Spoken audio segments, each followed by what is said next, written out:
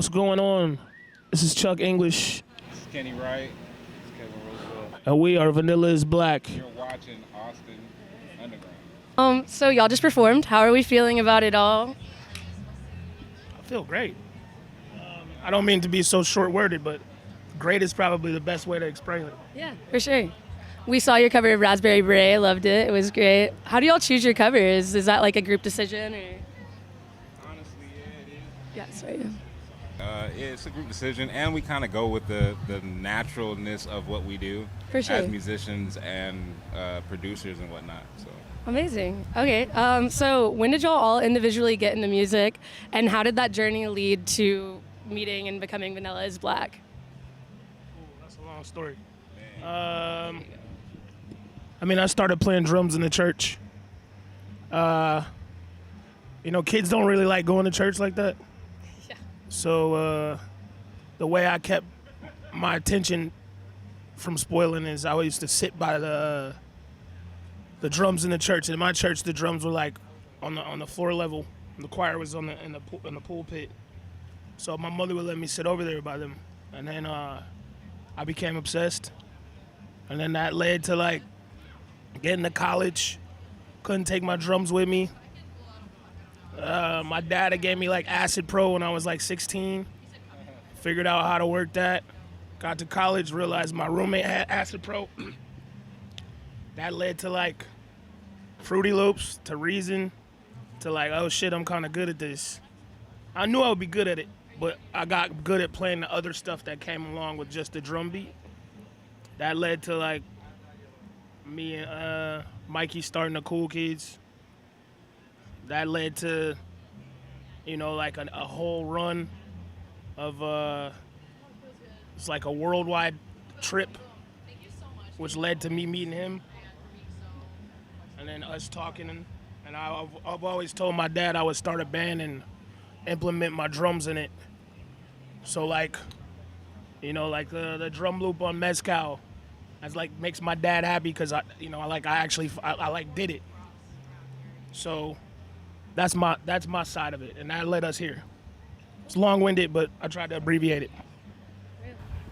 Yeah, so I also grew up playing drums. I started playing drums at like 2 years old, and up until like college age, that was my plan. All right, I'm gonna play drums. I'm gonna gig with people. Blah blah blah blah blah. And then when I went to a trade school called Musicians Institute in Hollywood, there all my drummer friends were also making beats. And I was, they were all like way better than me at drums, and they were making beats. So I'm like, I guess I got to start making beats. Yeah, so you got to spread it out. So, I went from that to working with like friends of mine that were like rapping around town or whatever, singers, this and that, and then writing my own songs, and then some kind of way found my way to a little bit of a career as like a solo artist, like singing and writing songs and stuff, which was a bit of an unexpected turn for me, but I was going with the flow. And I'd been doing that for a while, and in that, growing up playing drums, I was like, I want a band. I need to start a band. Like I need that feeling again. Yeah.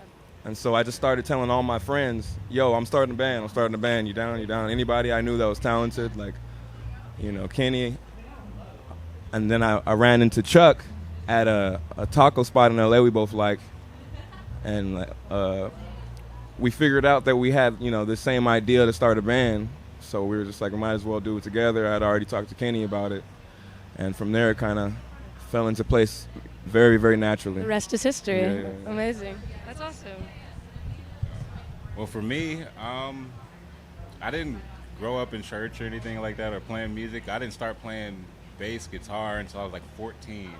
So, but my stepdad is a mastering engineer, and he's like, brought us up in New York where music is really heavy and you do everything, So I was blessed to have a good dad to, kind of introduce me to certain things, and he was the first one that handed me a bass. And it's like, here, try this, play this, you might like it. And it went from there to me touring and playing with different artists, you know, touring when I think I turned 21 and I was in Norway, you know, so little things like that. It's like just been traveling and touring for a while, and then of course we all went through the pandemic. Yes. So, but I got stuck in LA, and when it first happened, you know, it really was already materializing as we were already playing together and gelling and everything at his house in the backyard and different, you know, places. But it was cool, and then, you know, we just got blessed to have different opportunities, and here we are, honestly. Amazing. Yeah. Here we are. Yeah. That's awesome. Well, following that, your album, You Ain't Never Lied, just came out in May of this year. Can you tell me a bit about the recording process and the inspirations? Love the album cover, too. It's so funky and awesome. I would say inspiration, I don't know. I try to steer away from inspiration because it doesn't That's good. it doesn't always show up for you. You know, like routine, just making sure you just touch something. You know, like if you make music, I'll say the best advice I could give you is don't wait to be inspired. Just get up and just start touching shit. And then, you know, something will come out of it or something won't come out of it. But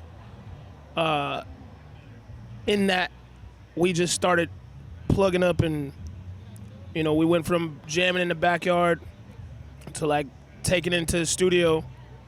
But we didn't change the process. We just started touching shit. And yeah, just hit the record button. A lot of the songs that you hear on the EP is just a plated version of a 30-minute jam session, if that makes sense. Awesome. So it's like if you make a big pot of soup, and then you make a bowl, and then you garnish it, that's pretty much how it came about. What type of soup? Any soup. Soup is soup. Soup is soup. But it's more like if you see soup, you don't see it in the pot. You see it in the bowl. Yeah. So that's even gumbo. You see it in the bowl, and then you garnish it with something, or you know what I mean? Like you just present it well. So that's kind of how the EP came about. And then as things started to really, It came together real quick too. We made it in like 5 days. yeah, The base of it, like the Oh, yeah. that's crazy. And then- That blows my mind. yeah, and it's just like you scoot certain stuff over, right? Scoot certain stuff over, form it. Now it's a square. You make it seem easy. You make it sound easy. No, easy is after years and years and years of it being hard. That's it. That's a good. There's nothing really easy. Like, if we weren't good at our craft, or, you know, like, I took a liking to being a producer of all music. So we get in there, and I'm just like, it's there. Drum beats, done. Card play. Boom. No, well, it's like, you know, you can get caught up on doing stuff, trying to be perfect, trying to land the right groove, and it's not about that. Sometimes it's already done. You just got to finish it. So I think that was our, if you want to say inspiration, is wanted to see it finished, wanted to know that we could put something together, and it came together. Beautiful. Yeah. Awesome. I guess finally, it's Friday. Okay, so we've been asking this at the end of every interview. It's Friday ACL. What song is it? Friday ACL. What song describes today for you? It can be one of your own. It could be Tipsy. Nice. Tipsy. Beautiful. Is this a similar sentiment, or? Maybe Texas Sun, Leon Bridges, I Cronman. can see that. I can see that.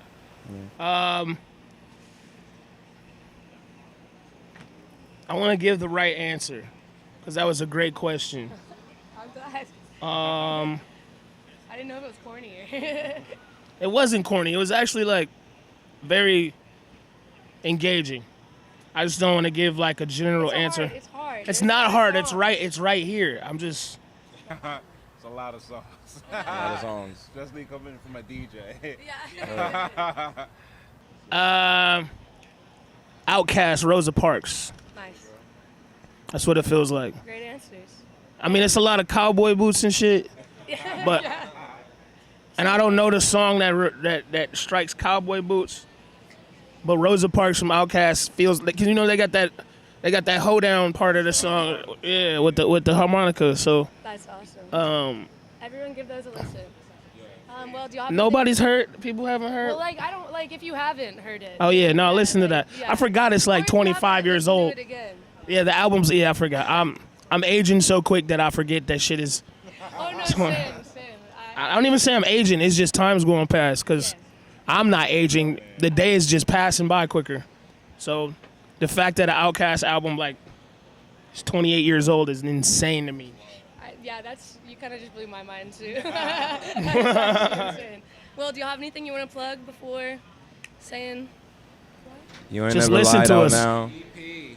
Go get the EP. I second that. Or just You ain't download. never lied. The Yeah. Never Black. Thank you guys. Just add it.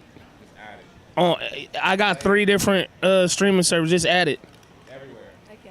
and then like play it though. Don't just Follow us on Instagram. don't just add it. Media, TikTok, follow us. Play it a whole bunch of times so we can get some streaming money. Well, thank y'all so much. Make sure to check out our socials at Austin Underground as well. I'm Emerson. This has been Vanilla is Black, and thanks so much for watching.